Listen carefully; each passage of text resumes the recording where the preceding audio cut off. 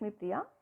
I would be handling international financial management for 4th semester, and here I will be discussing about the coverage of syllabus during 10 weeks of our course during 4th semester. And in this video you could see the syllabus that is going to be covered during week 1. So the topics that are going to be covered in module 1 are, I'll be discussing about the introduction to international financial management.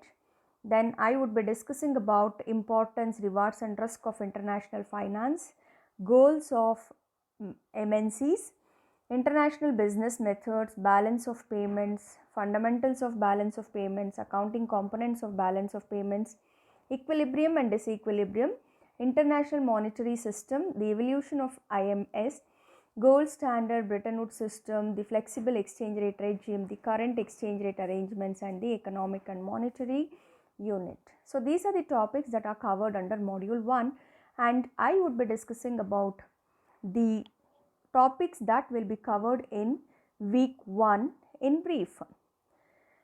So what is international finance? So this international finance, it is the branch of economics which studies the dynamics of exchange rates, foreign investment, and how these are going to affect the international trade.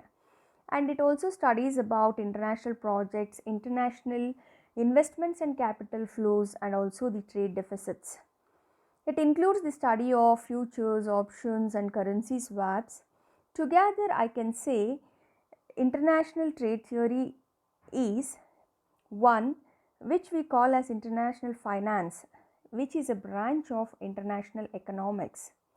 So international finance, it is the examination of the institutions, the practices and analysis of cash flows that move from one country to another.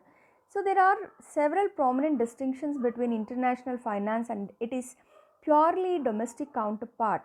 But the most important one is the exchange risk. Exchange rate risk refers to the uncertainty that is injected into any international financial decision that results from changes in the price of one country's currency per unit of another country's currency. For example,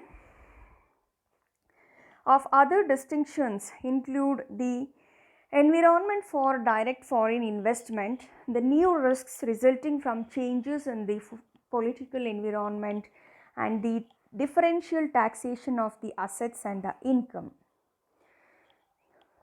So coming to the importance of the international finance, so international trade, it has a pervasive importance of the standard of living and also our daily lives. This international finance importance, it springs from increasing importance of international flow of goods and capital. As there was a liberalization of trade and investment via reductions in tariffs, quotas, currency controls and other impediments to the international flow of goods and capital, much of liberalization has come from the development of free trade areas like NAFTA, Asian Economic Union, etc. A precedented shrinkage of economic space has occurred via rapid improvements in communication and transportation technologies and cost reduction as a result. For example, cost of telephone calls, cost of international importance of international finance springs from increasing importance of international flow of goods and the capital. It promotes domestic investment and growth through the capital import. Worldwide cash flows can exert a corrective force against bad government policies. It prevents excessive domestic regulation through global financial institutions, and it leads to healthy competition, and hence a more effective banking system could be seen at international level. It provides information on the vital areas of investments and leads to effective capital allocation. It promotes the integration of economies, facilitating the easy flow of capital. The free transfer of funds would eventually result in more equality among the countries that are part of the global financial system. These are some of the important points why there is an importance of international finance. So, and also international finance is important because of increased market share. Higher rate of economic development could be possible through international trade, and also the tariffs and import quotas leads to international finance, and also for the financial safety people move to international finance. So it is not just necessary to just study what is the importance of international finance. The benefits that are reaped from entering into international finance, the risks are also equal. So some of the risks due to international business or due to entering into international trade are foreign exchange rate risks, varied economic systems, tariffs and non-tariff trade barriers, political risks, environmental safeguarding, dumping, cultural differences, language differences, and intellectual property rights are some of the risks that the international business person is going to face, or whoever who enters into international market is going to face. Foreign exchange rate, what is it? An understanding of foreign exchange risk is essential for managers and investors in the modern day environment of unforeseen changes due to foreign exchange rates. In domestic economy, this risk is generally ignored because a single national currency will be served as the main medium of exchange in that country. When different national currencies are exchanged for each other, there is a definite risk of volatility in foreign exchange rates. The present international monetary system setup is characterized by a mix of floating and managed rate policies adopted by each nation, keeping in view its interests. In fact, the variability of exchange rates is widely regarded as the most serious international financial challenge facing corporate managers and policymakers. Likewise, there is also a political risk faced by the international businessmen. Another risk is what is called as political risk. It ranges from risk of loss from unforeseen government policies or other events of a political character like terrorism to outright expropriation of assets held by foreigners. It MNC must assess the political risk not only in countries where it is currently doing business but also where it expects to establish subsidiaries. And also the expanded opportunity sets. When a firm is going global, they also tend to benefit from expanded opportunities that are available now. They can raise funds in capital markets where cost of capital is the lowest, and in addition, firms can also gain from greater economies of scale when they operate on the global basis, but the risk is also enormous. Market imperfections is another kind of risk faced by the international business. That is, uh,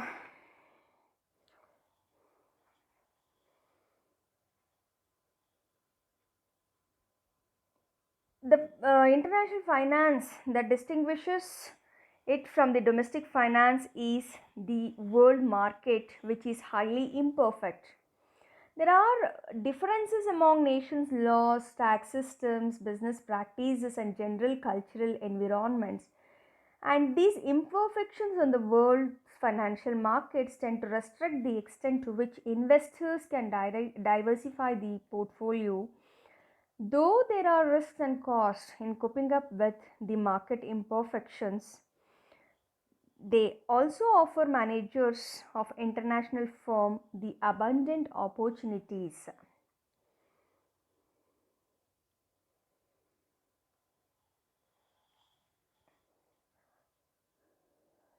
And we also study about country risks where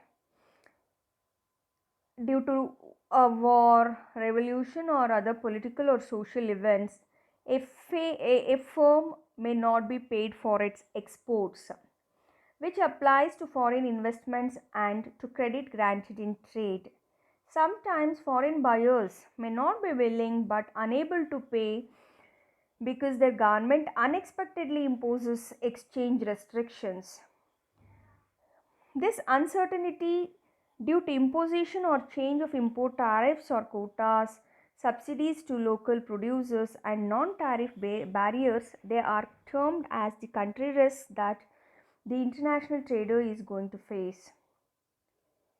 And increased volatility of exchange rate is also one of the problems of international traders. The more rapid growth of international trade versus domestic trade and the expanded international focus of investment have necessitated the need for studying the international business or the international environment. So these are some of the risks that the international trader is associated. What are the rewards of international finance? So, after studying the risk, we need also to know about the rewards of the international finance. Okay, it leads to promotion of your products at worldwide level or at global level. Access to better banking system is possible, and the banking system at international level is more organized than compared to domestic banking system, and also they would be more equality in the sense more opportunities and equal opportunities are available, and capital allocation would be effective. That is, you can make the capital allocation effective by identifying the demand and supply at the global level, and you also can get access to the capital that is required to run your business, and also corrective measures could be taken when your business is not going or running properly. And also there are other rewards like comparative advantages and also competitive advantages. What is comparative advantage? It means the trade between the two countries will boost up the standard of living in both the countries. Trade will allow countries to specialize in what they do best and to enjoy greater variety of goods and services, and at the same time companies earn profits from trade because most trade is carried out by the individual companies. Increased prosperity by allowing nations to specialize in producing goods and services at which they are efficient. So that is what is called as promotion. The relative efficiency of a country in producing a particular product can be described in terms of the amount of other alternative products that could be produced by the same inputs. All nations can and do simultaneously gain from exploiting their comparative advantages as well as from the larger scale production and broader choice of products that is made possible by international trade. There are more to successful international trade than comparative advantage, which is based on productive efficiencies, which is due to competitive advantage based on dynamic factors rather than static production possibilities. In particular, countries typically are successful internationally in products for which there are dynamic discerning buyers at home. See, these are some of the rewards that an international businessman or an international business is going to gain. So now we will study about how the firms are engaging in international business. So there are different ways how the firms enter into international business or international market.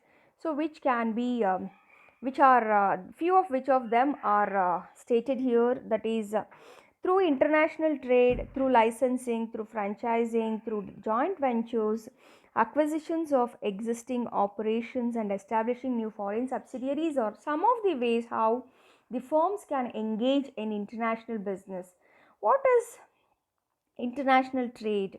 So it is through exports and imports. Domestic companies start exporting goods to foreign countries, and also companies will import the raw materials from the suppliers from through imports. That is what is called as international trade. So entrance into an export market frequently begins with the replacement of an order by a customer overseas. So that is called as exporting, and I will be discussing about the benefits and limitations of exporting. Then I will be discussing about importing. That is what is about international trade. What is licensing? So it is one of the ways how a domestic company can enter into a foreign market, and this is one of the most attractive entry methods because of the nature of the market or because of the resources or strategy of the firm. And this is the easiest form of entry into the foreign market, and it is controversial also because overall the transfer of technology is from the richer economies to the poorer nations that don't have the resources to develop or buy their own technology, or whose market are so small they won't justify doing it. And I would be discussing about the benefits and the limitations of licensing. Then one of the other methods of entering into foreign market is franchising, which refers to the methods of practicing and using another person's philosophy of business. The franchisor will grant the independent operator the right to distribute its products, techniques and trademarks for a percentage of gross monthly sales and a royalty fees. Various tangible and intangibles like national or international advertising, training and other support services are made available through franchising. And this agreement of franchising typically lasts from 5 to 30 years, and with premature cancellations or terminations of most contracts bearing serious consequences for franchises. And as I'll discuss the benefits and limitations of the forms of international that is the routes and ways to enter international business, I would be discussing about the benefits and the limitations of franchising also. Then I would be discussing about joint ventures, where joint venture is a venture which is jointly owned and operated by two or more firms, and many firms penetrate foreign markets by engaging in a joint venture with firms that reside in those markets. See, for example, Xerox Corporation and Fuji Company engaged in a joint venture which allowed Xerox Company to penetrate the Japanese market. So these joint ventures tend to be relatively lower risk operations because the risks are shared by individual partner, and each party to these ventures will contribute equity or the assets or the capital. Ownership of the joint venture need not be a 50-50 arrangement, and indeed percentage of ownership ranges according to the proportionate amounts contributed by each party to the enterprise. So there are different types of joint ventures I will be discussing in detail, and also the benefits and the limitations of joint ventures. Then I will be discussing about acquisitions. What are acquisitions? It is the acquiring or purchasing an existing venture, and it is one of the easy means of expanding business by entering into new markets and the new products. An entrepreneur must be careful in structuring the payment so that he will not be financially overburdened.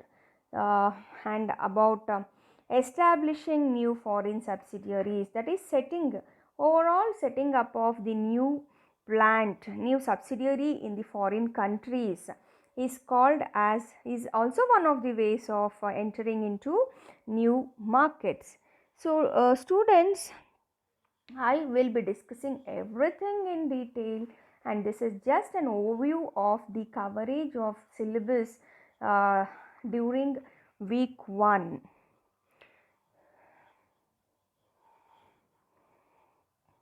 Thank you. Thank you for listening.